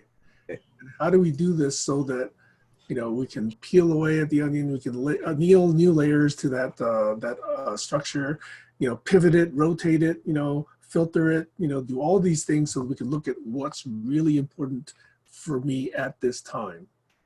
And to have that then mean something to you. That's kind of so simple to state, but so difficult to communicate. And that's why Doug felt he was a failure. And I feel I'm a failure because I failed to communicate that, you know, in 20 plus years, okay? But yeah, you know, that's part of this group shared memory idea is how do we do this in such a way that, yes, we understand conversation is going to repeat, but let's repeat them for the right reasons, not simply because we forgot. So do it consciously. Yeah, that's what. Oh, Can go I ahead, build Glenn. on that? I would like Yeah. to reply first, if you don't mind. Okay, go for it first, Colin. Yeah, I'll try to keep it brief. So some of the things I forgot to or wanted to mention was as you're going around that journey of alignment, you are building up your DKR or learning what DKRs that are out there. And if there's a way to be conscious of that repository, dynamic knowledge repository, DKR, then it's part of the alignment. So it is iterative around and around you go. And so I think visualizing, am I at the town square right now? As I'm sharing my maps, do I expect somebody to come in and give me some assistance and then think that, you know, we're 50-50 partners all of a sudden? You know, is the map of the GCC something that everybody can interact on, and the more they do, the more it becomes less mine? Should it be rewritten? Like I think there's many different questions to ask around these things. And I don't think we're having those conversations because, as Sam said, there's so many different contexts of boundaries and space and time. It makes it very difficult without going into a pre-cooked context. You know, if you go in and work for an employer, they have a system set up and you're to learn their system and adapt to it. Here, we are really looking at an open horizon, and I'm looking for things that resonate with what I think I know with models that explain it better. and so I gravitate to the model builders. But tracking that process and why we're doing it is kind of what these knowledge maps are about. So you can come back and find it later. And the last thing is Sam, you're right. You do share your workflowy maps, and I do go in and put a little bit in there. You may see. I don't think Coggle is the ideal environment to do the correlation or to do the interactions. It's more of a R&D type of thing. That is an infinite canvas that has less restrictions. But there would be much better ways to go through this process. So if you did want to collaborate with me on some of these things, this would probably just be like our draft notes. It wouldn't actually, and you know, we could build like maybe a diagram or an infographic of some sort that's beyond what these maps can do. Because if we're aligning time and space of context, I think without going through the maps, as you try to do with your workflowy maps and go through them point by point and explain, you know, how it's organized, it doesn't have the same effect as an infographic, which is what I'm kind of trying to go for, to attract people in, the strange attractor, into a process where they are in control of their knowledge trail. And, you know, they pull mentors in based on what they need, not based on what GCC has to offer, right? To me, GCC is a place where I can experiment with that idea of working in the flow. You know, and that's hooked up with DigLife, the conversation community, and other communities. We're all involved in different communities. And I think it was mentioned earlier, how do we pull that together? I think it's through deeper understanding is the word I'm coming to. And if you need to have disagreements to get to that understanding, then so be it. But please be kind and with other people.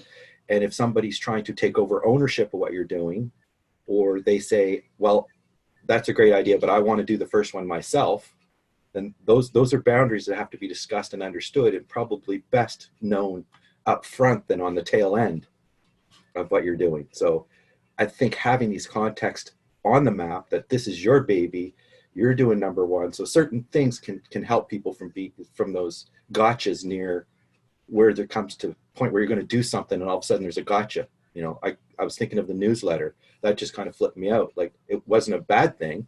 It was a positive thing that never got taken off of the ground because of what I consider a situation like that. And there's other ones too. I think we all have examples of trying to align and plant sprouts and get things to grow and, you know, get things off the ground. And I think, you know, there's a lot of lamenting why it didn't work. And people have realigned. Tammy's realigned with her videos. Doug had the deep dives. He wanted to raise those again. Now, Josh just said something about doing some really interesting things on Friday, but he can only do the first two. So, you know, there's lots of things that we can help people when they say they want to bite in. And if they fail, well, that's okay. Nobody had any expectations. You know, they're trying to find their way. So how do we do that without putting too many rules on it? At the same time, being able to share in a way that people understand where you're coming and where you're going. It's such an open area. And I think it's so open that it's almost impossible without putting boundaries and, you know, the things that I was trying to write there. Anyway. Can I try to answer? Stacy also had her hand up for quite a while. I'll make it quick. I just want to highlight a really simple point. Colin used the words garden and playground. And I just want to point out that those really represent two very different. Do you want to say something now, or because I just wanted to try to? Hey, Stacy was speaking, Glenn. Can you not hear her? No, please go on. Yeah. She was coming through clearly for me. Okay. So what I wanted to say is, in a playground and in a garden, you're going to have creation, but it comes about in two very, very different ways.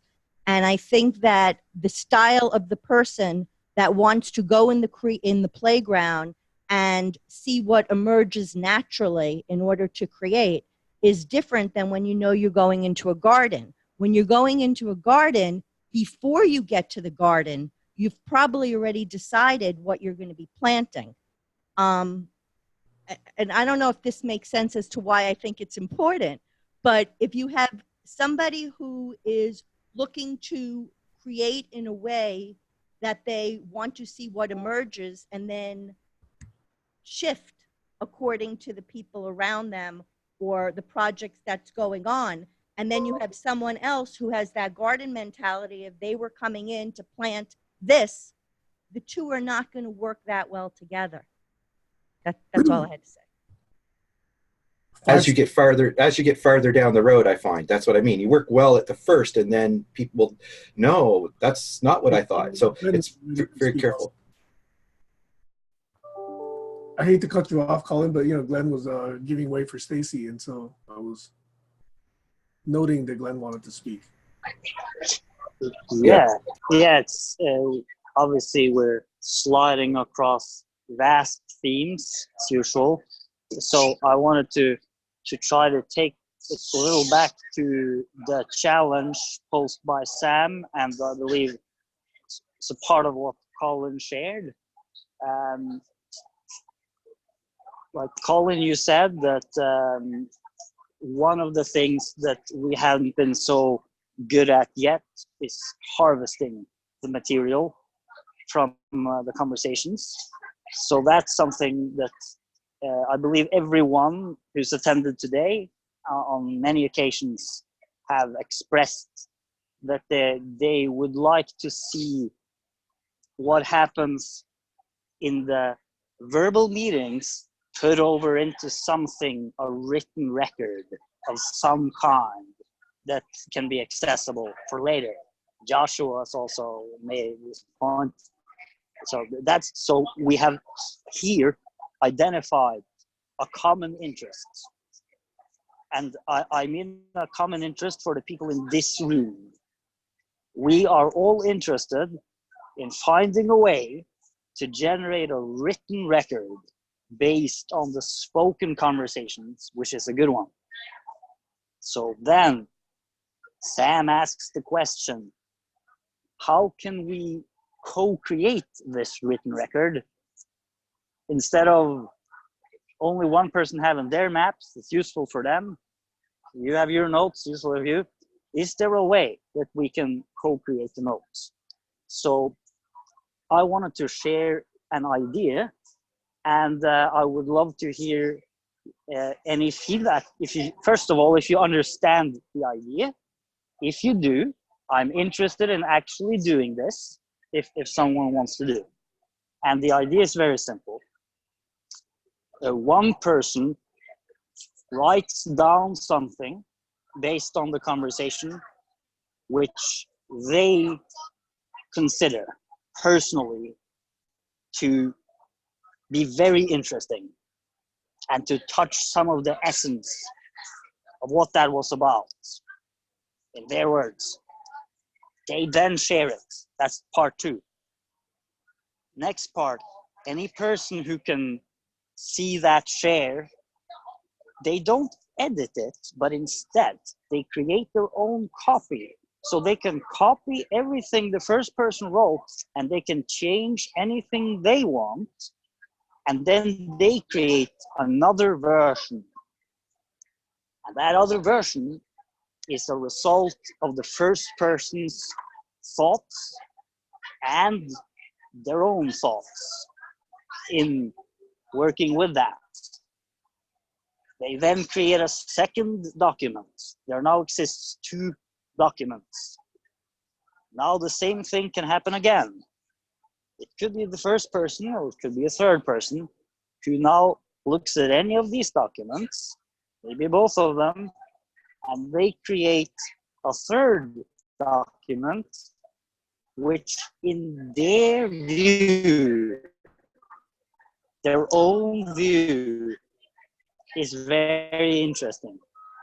Interesting in relation to, but the only rule in this game that I'm describing is that each person shares something that they personally find to be very interesting, relevant.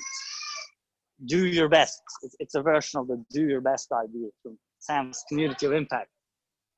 And they are then free to build on whatever others have done. So I can copy almost word by word Colin's map, but then I'll maybe make a slight change. And I say, I'm gonna present this one as, I think this is an interesting item to put into the knowledge repository. And then maybe it's gonna stay there for a while. So that depends. But yeah, just before I end, I have to say the obvious. There has to be some people actually doing this. Some people have to do it. 2 people can do it, but you need to have at least some interaction. My suggestion is to use Trello, because we already have a board there. But it's one place we could do it. And it should be, yeah, so that's the idea. Yes, I'm finished and would love feedback about this particular idea, if it was understood, etc. I have my hand up. Colin has his hand up. Colin, you want to go briefly? Thanks, Sam. Just do quick share, and you cut me off. What time we got? 51. Yeah, we got to go real brief. We'll take this as my checkout then, if that's what happens. So I just caught a little bit of that. So basically, here's our barn raising from today, and it's got these 3 things off of it. But we also have a GCC memory projects that we're working on. Denial, and it's not just GCC, but this is Doug Engelbert's dynamic knowledge repository. Then off of that, we got Sam's COI, we got my journey of alignment with my knowledge quest, and some of the other maps that I have and games that I think you can build space, time, and context. So I guess the idea of, if we're up in here, then there is a we that you're speaking of, Glenn, and I hear Alex speak of this GCC projects too. But I think this whole project itself is not a GCC project that I'm working on. This is a piece of me interacting with this group and other groups to try to find ways to communicate. Anyway, I think it's a very important point that Stacy made, and that's why I wanted to say there is a difference between playgrounds and gardens. And to know what those expectations and adapters and boundaries for people are up front would be good to identify. So what are the 7 things that you could fill out on a form when you say, I would like to work with you and possibly make future agreements? What are you thinking? If someone's thinking about commercializing, then they probably don't want to work with Alex, because every time somebody talks about profit, Alex has, in my mind, and been a big misunderstanding between me and Alex, I think, in the past, where it wasn't even an issue. Again, it's about implementation versus what is it we should be doing. When people have a different idea of where we are, what we should be doing, and implementation, we run into problems. So what's a playground? What's a garden? Where's the town square? What are we trying to do in that context first? What are the 7 things that the properties that would keep misunderstandings to a minimum before you come into a trusting space like this? Because it's even between trusting people. And so this is kind of the idea as we build this. I can share this. I put these pictures for I'll screen capture this, and I'll put it with Sam's notes probably. I can make it available. I can teach people how to do this thing, but isn't it more important we're working on our own things? And this just helps align us what happened today, and maybe it's a quick thing to look back on if we all recognize it for what it is. If nobody knows what I've done here today, then I've failed. I failed to make this unclear. I didn't do the right colors. I didn't set up a 2-hour training course of what I'm trying to do so you can follow me to make this valuable. So every time I speak, it's just a waste of time. Wouldn't that be horrible if I would have known better?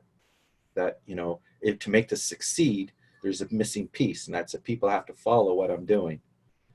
And that has been, a block that I talk about on unblocking. How do I present this properly that people find it interesting? And am I making any sense? Can it be fed back on? And no, I don't want to build a web page game out of it today. I do think it's interesting. And the GCC one got huge, so I stopped sharing it. This one here is not shared with anybody either. So anyway, that's way too long, Sam, but I thank you for your patience. And this is kind of what's coming on. I think we have a main thing for GCC that we want to come back to and build upon. And this is where my thing is. This is where Sam's thing is. Where's your guys' thing for the dynamic knowledge repository? What can we do to focus on these things? I guess that's the way I see it, just simply starting context. Anyway, thank you. So I'll go. and I have two responses, one to Stacy and Glenn. Okay. Stacy's point about whether we think about things in gardens or playgrounds is a very key point because they invoke what is possible in everyone's mind. Certain things are possible in playgrounds, certain other things are possible in gardens. And that drives the metaphor, right? In gardens, I hope we have this notion that, you know, when something is growing, we have to nurture it, we have to water it, we have to fertilize it, we have to give it sun, we have to not block it from the sun, all these sort of things. Playgrounds don't have those invocations. They have different invocations about safety, about, you know, children, about randomness, about structures, you know. So the models we choose to use, the metaphors we choose to use are very important because they drive our imagineering differently. And they can help us co-create differently. So there's much to say, but I'm gonna leave that one right there. And the second thing I want to respond to is Glenn's idea of this, write down what you think is useful. To me, I've had a previous minor rant called copy is evil, okay? And this is related to that. I think that everyone should, I'm gonna shit on you right now, write down what you think is really key out of all this. If there's nothing you're extracting from it, then it's probably a waste of your time. But if you are getting something of value out of it, wouldn't it be cool to share it, okay? And by sharing, I think, you know, the web allows linking to things. So if you have, you know, let's say, Glenn, you write up a 10-page document and I have something to comment on your paragraph 2, sentence number 3. And if I link to that, or I comment on it, or I make it possible to do that, now my comment makes sense in your context and your thing gets value from whatever it is I can actually add to it, okay? And it's still one thing. The difficulty, I think, is if we keep doing the copy thing that you suggested, then by the time 5 or 6 or, you know, let alone 17 people come along, they don't know what to read because they come across 16 other things, which 99% of which is identical. So how do they make sense out of that? You know? So to me, that's why copy is evil. Now, I would like your idea from a different context. Okay, the problem with documents is they're not testable. In other words, there's no way to know whether it's good enough.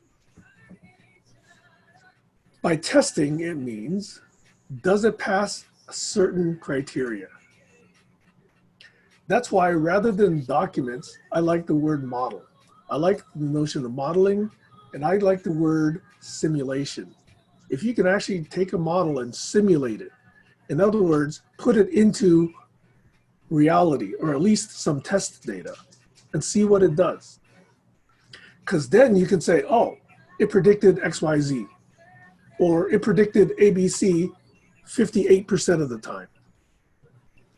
To me, that's a difference. Because then if you've got your document slash model, and I've got my document slash model, and mine works on the test data and produces good results for, let's say, 59% of the time, and yours produces good results 54% of the time, there's an interesting phenomenon there.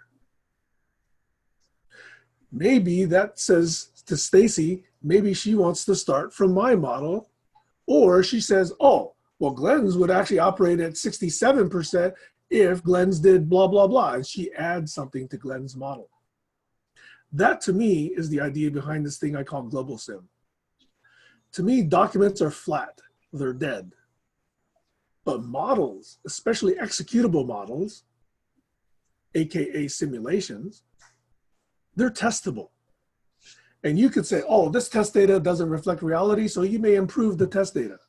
Or you may improve the model. Or you may take 2 other good models, aggregate them together, build new test data, and now show how that is more interesting. That, to me, is the core idea of global sim. And that's what I've been trying to work on since 2009. It's been 10 years, and I've gotten very, very little progress. But that's the core idea. And if I can do this in such a way that people can, you know, take, by the way, GitHub is almost there. GitHub is fabulous. GitHub plus notebooks is a really awesome way to work. And when I started thinking about Global Sim, GitHub wasn't there. I don't think. It was certainly not nearly as widely known. And notebooks were not there. I don't know if you guys know what notebooks are, but do some research. We'll talk about that some other time. Do you mean Jupyter Yes, notebooks? notebooks, but not just Python. They can actually be notebooks of almost any executable environment. Okay, so that to me are those ideas are to me the core idea of Global Sim, and all of my stuff around Doug's idea, where they ultimately drive, is this Global Sim idea. It's a bad name. I hate that name, but it's the name that's stuck for 10 years for the ideas that I've been trying to describe just in the last couple of minutes. Okay, so I'll use that as my checkout / teaser. Over. Could you say that slower, Sam? Are you saying SIM, S-I-M, Global Sim? Yes. Okay. As in simulator. So global and then capital S, capital I. Models and simulators. Yeah, I have it. Yep. So, you know, we can, if that's that big of a focus for you, that's like very important. Well, I've been as trying far to as do with my Engelbart work for the last 27 years. yeah. So basically, oh, I got the wrong thing going on here. You can just, this is just a quick, where does it say share screen? This is a quick example of you can verify that I got that wrote down right. How come this keeps happening? It's a bad time for this to happen. Don't have a lot of time here. Share. A lot of the issues I think Tammy had with it kind of is confusing if it's not actually done in a smooth. Screen 1, screen 2. No, it's helping me out with highlights and everything.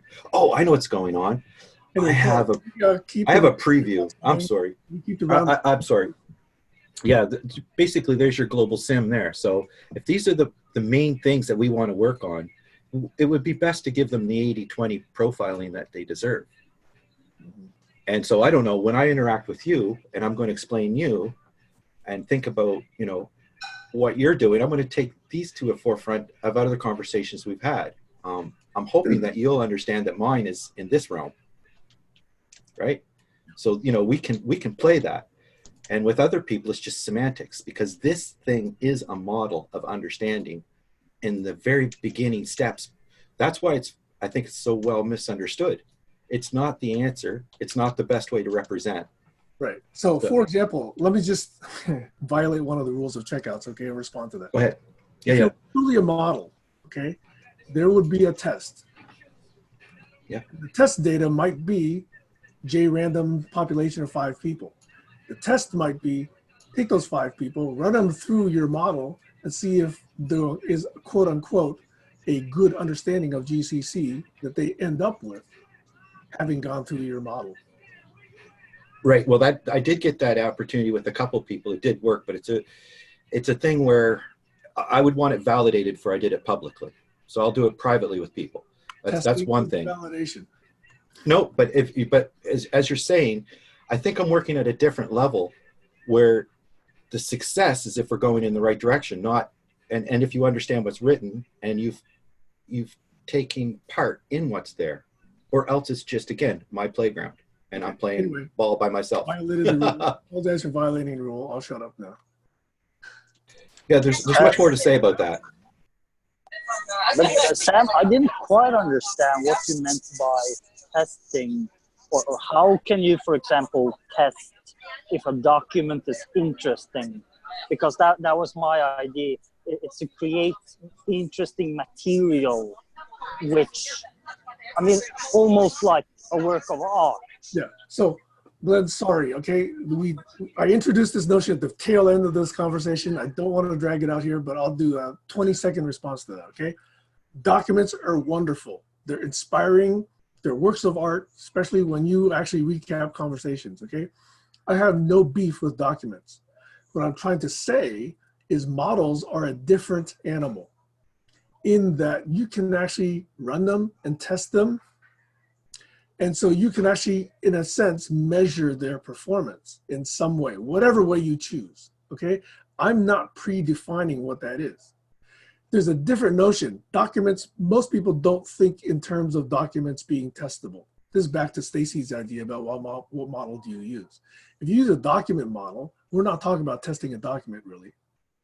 But if you use a simulation, then testing is very, very natural. Now, I don't want to go into it way too deep. This is probably a different conversation, but just to answer your question, that's the key notion. Over.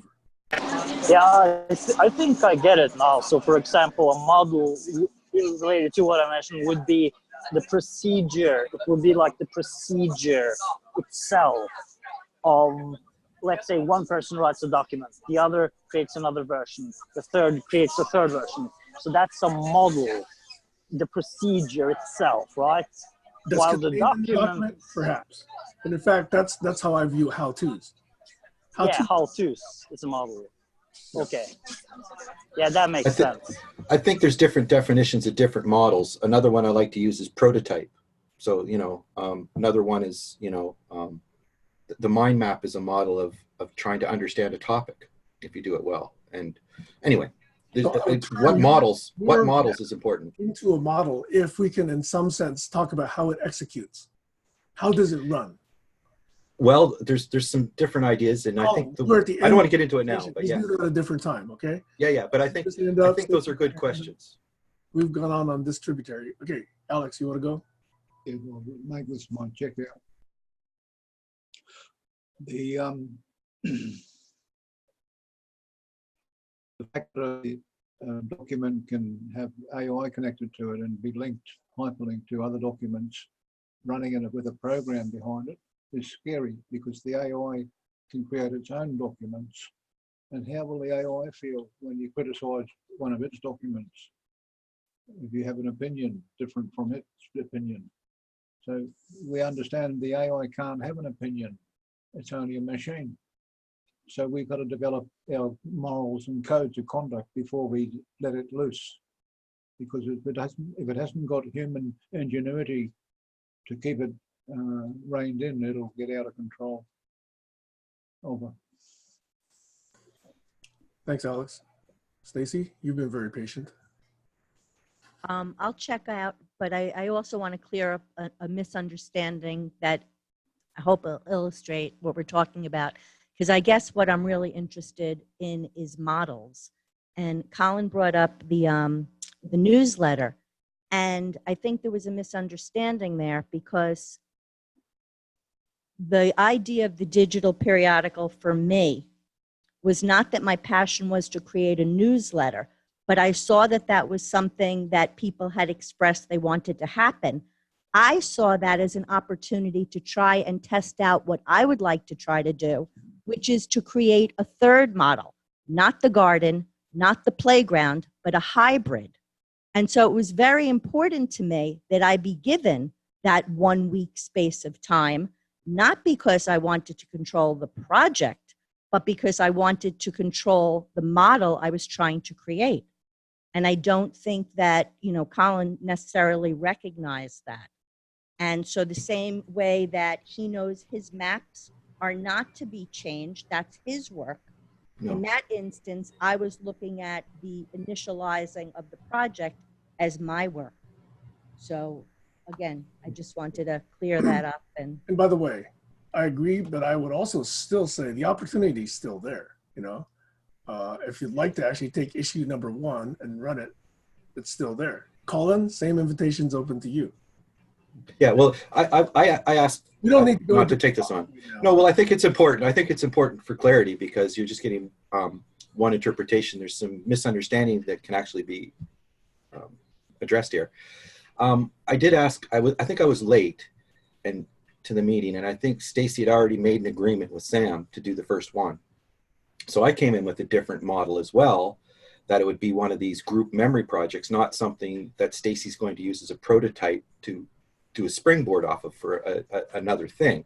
I asked 2 or 3 times, and I did get pushback to my continuous context searching, wayfinding of, what is it that we're expecting here? And then I said, okay, well, then let Stacy do the first one, and then maybe I can put input onto number 2. That was the whole idea. I wanted to put input, not own it. But Stacy wanted to own number one. So that really, it's just the way it happened, and that's fine. We agreed about it. But that's the way I remember it. Okay, but Colin, I'm not gonna make this a whole thing, but that's not true, because what you didn't know is that I had been in discussions with Glenn behind the scenes and with Tammy behind the scenes and Harry. And again, I don't want to rehash it, but your interpretation is not the way I remember it either. Yeah, no, that's fine. And I was just asking questions about what would happen, and it was very actually secretive at the time too. Like, I don't want to talk about it right now. Okay, But I don't. Secretive is not the right word. And I'm going to actually ask that this conversation be taken to a different time. Yeah, no, but I think it's an important one. No, Colin, I'm really insisting right now. Yeah, no, but I don't. A different mode if we actually don't actually. Yeah, no, I agree. Colin, please. I agree. Colin, please. What? I can't finish what I'm saying. Please, no. Well, I would reject to the board. It's a big issue to open up at the end, I think, to be honest. Yeah, I think so. This that I hear that doesn't need to be there. Stacy was trying to actually say there was stuff that you were not aware of. It's okay to say that. You're trying to say there's stuff that Stacy wasn't aware of. That's okay to say. We don't need to get into that conversation now. Although, if you want, I can leave this session open and I can go take my daughter to her friend's house, and you guys are welcome to continue if you like. Right. I think I was following up on your last point of that, what is still there for fruit to be harvested. That was like where I was going with that. Yeah. Because the fact is, if it's a playground or it's a garden, that was the whole point of what I was trying to say, and that is a great example. And there's still interesting stuff that we're probably miscommunicating. But how do you take it forward? That's the question. Maybe actually write a periodical. Just a suggestion. And so we just have to start somewhere, right? It's on busy. It's on Trello. It was all done on Trello. So you're right about that. Right. Yeah, we have one. We should support that, right? So one of the questions that I really tried to highlight earlier is what I'm doing slowing you down or hurting you? And I hear that Stacy was slowed down / blocked. And I saw that as well, Colin. So slow down how? Because she was trying to work on issue number 1 and you were telling her how to do it. That's my recollection. Well, we can go back and see the tape, but yes. Actually, I was asking about the newsletter specifics, and the more I heard, the more Stacy was going to build the vision of what it was. Well, with whoever she was working with. No, Colin, that's just the point. I wanted. Well, let's not talk about it now, but it is interesting to see how we misspeak.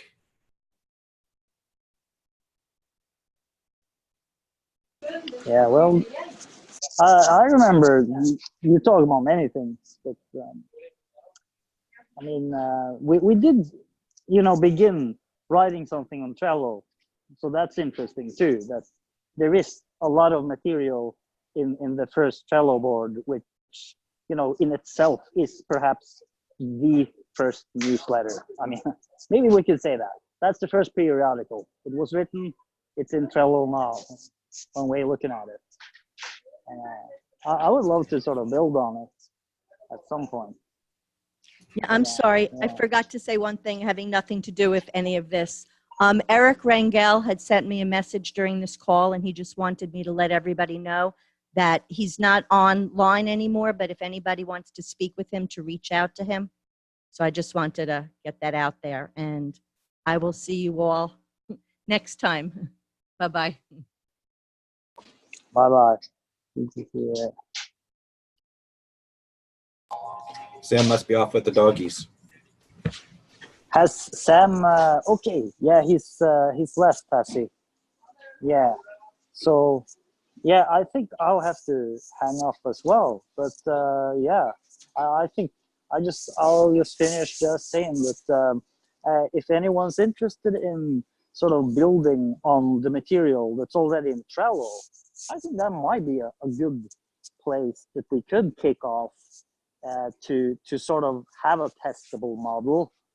But you know, for example, we can just create a new column and add cards, each of us, which build on the cards already there, etc. I mean, we can do pretty much anything we want, but at least there's a lot of material in there. It's more that it's not structured so much. It's sort of a collection of many things, sort of like your maps, I call them. So, but I mean, there's certainly a lot of material if we wanna try to design it in a more elegant way, perhaps, or so. But that's a long-term project, from as I see it anyway. So I'm not in a rush. Anyway, Alex, Colin, maybe you want to finish off by saying some finishing words, but I'm Yeah, good. no, I think what you're saying is good. And you mentioned Trello, and it is unfortunate that there's a lot of topics that can come up that we have to bookmark, and how do we get back to them is a big thing. And how do we work together? What are the most important things? And are we getting caught up in other topics and trying to clear up miscommunication that we shouldn't have had in the first place? So we just getting into quicksand. It feels like a lot of quicksand, the conversation we just had. It's not about to go back and prove who was right or wrong. It's about how do you move forward at clearing up the misunderstandings, because I don't think anybody had any ill intentions. And you can go back and see the tape of what people actually said. If they say they said that you misinterpreted, they want to have an argument about it, then you might have to go back and look at it. Or you can say, okay, I understand what you're saying now. But it's the kind of thing where the Trello board is kind of mixed up, and we do have two. I gave a tutorial to, I think, one of the GCC members on how to get around Trello board. And with the mapping, Sam's tried a couple of times to give tutorials on how to get into his maps. I think these are some major topics of how we enable each other to share and co-edit and stay on focus. And if people want a different kind of a meeting, then that's fine. But the Trello board was working, and it just seems these things fall on the ground. Josh is all kind of full of ideas. So yeah, how do we use tools more appropriately? I think we should go back and highlight because I think we went in and we even put tags of urgency and who was going to go first. And I think we were clearing up miscommunication. Trello is kind of like a mini GitHub for just easy entry to put your ideas in, right? Yeah, exactly. It's really just that we actually have to use it, right? So yeah, and to get rid of those copies, because Sam's right about that. He has this thing about copies, right? So the idea of using these online collaboration tools allow us to clear up with a history of edits, what happened. And that's basically how you move forward and minimize confusion. But I definitely know that my MO of operating with other people is to try to fill in and help where I can.